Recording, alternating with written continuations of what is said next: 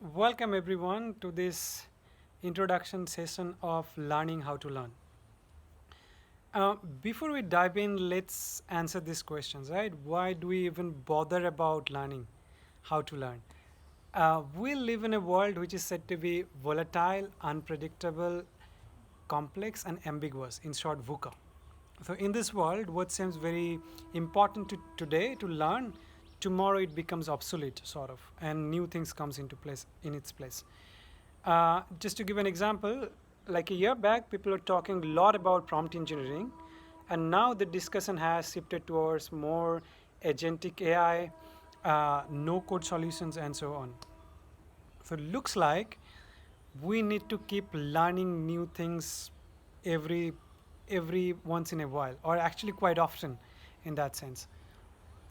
Um, when we need to learn a lot of things, we need to focus on how do we learn about learning, right? Because if you know that, we can pick up any skills very easily. And that's why we are going to talk about this meta learning or learning how to learn. And to do that, we focus on or we try to understand how brain works when we're learning new things. And we would take four practical steps to implement the things that we're learning in practice. Okay, but before we do that, there is a very important concept that we need to know, which is called as neuroplasticity. Plasticity, neuro is for neurons, plasticity is about plastic in nature, plastic means flexibility, right? So, what it essentially means that neurons, by the way, there are around 86 billions of human neurons in our human brains, and these neurons are connected with each other when we learn something, and actually those connection is what we kind of activate when we're remembering something. um, and it turns out we can wear or rewire our brain, and that's what it's known as neuroplasticity.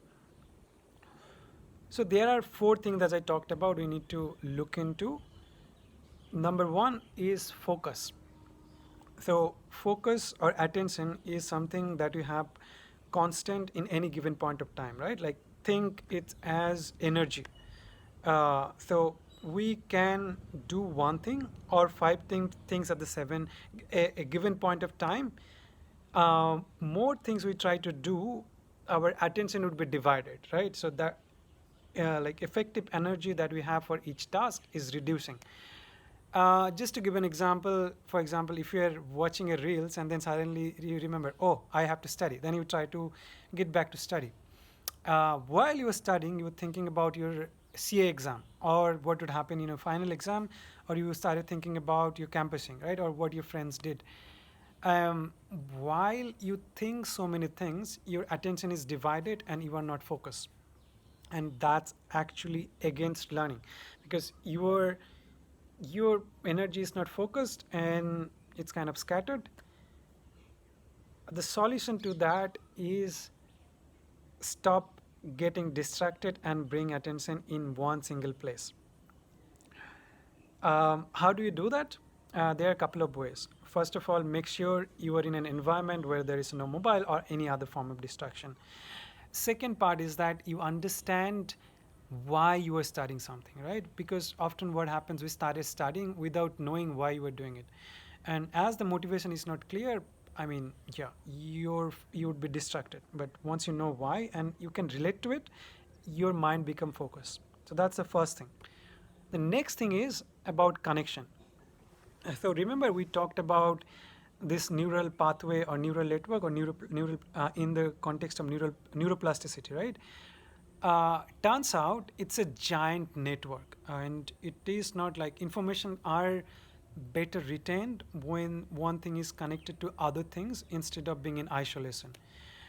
Just to give an example, like if you hear a song which you heard before, that usually, and like you have some emotions to it, it reminds you of a special place or a person.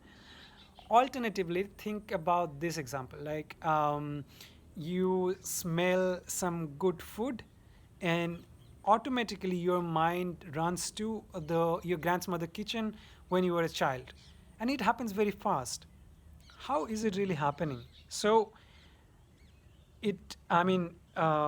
we are processing the information from our surroundings, and neurons are connecting new information, already existing information, right? And so the more connections we build, the easier it's to remember.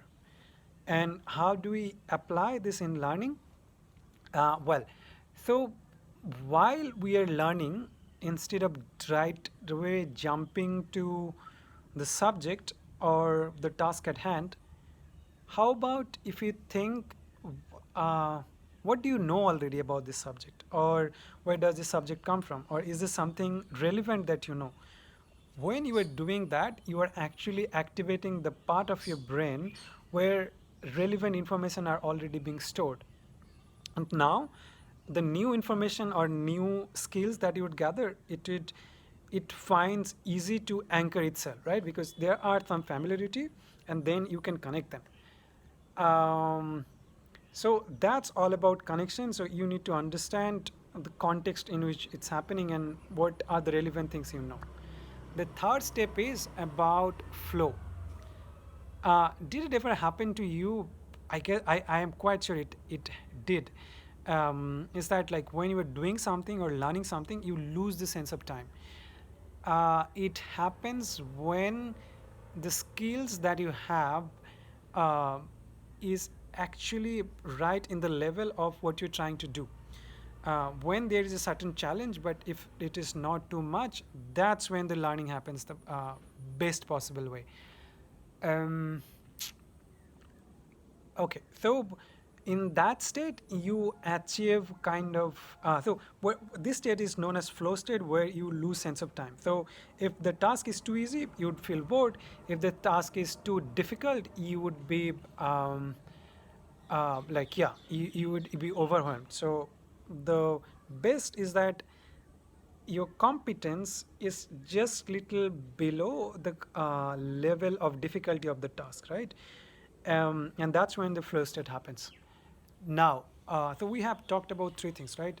uh, First is that focus, then connections, then flow. uh, so far we're talking about learning, like theoretical learning. Now comes the most crucial part, which is applying. We can learn as much as we want, but if we don't apply, it would not stick in our head. Just think about this. I mean, you can spend days to learning how to ride a bike, but if you don't go out and learn how to like actually take a bike or bicycle and try to learn it in your pada or in the nearby park, that would never stick. So what is happening is that when we try to actually practice, then we bring our technical, the theoretical knowledge into practice, and more we bring those practice, uh, then like the already the neural pathway that we formed, either they become strong, and sometimes the theoretical understanding is not right, so it needs some sort of fine tuning, right? And that then the fine tuning is happening during that point of time. So that's all about applications. um, and that itself, I guess I'm talking a lot of that, but you get the big picture. So it's um, focus, connections, flow, and applications, right? Just to summarize, understand why you're starting, the purpose, and be calm. uh, what are the relevant things you already know? Make sure what you're trying to learn is as per your competence level. And the fourth is that practice, practice, practice. So that's all about the introductory session. I would tell you more about of each of this step when we dive deep in the next sessions. Yeah, so during that time we would dive deep also into neuroscience, and I will talk about a very interesting connections to Indian yoga, specifically Patanjali Yoga Sutra, where there are 8 steps. It has very close relations with learning, because what we are doing in that is trying to meditate, right? And what we are trying to do in learning is to focus as well. So more on that in the next session. Thank you.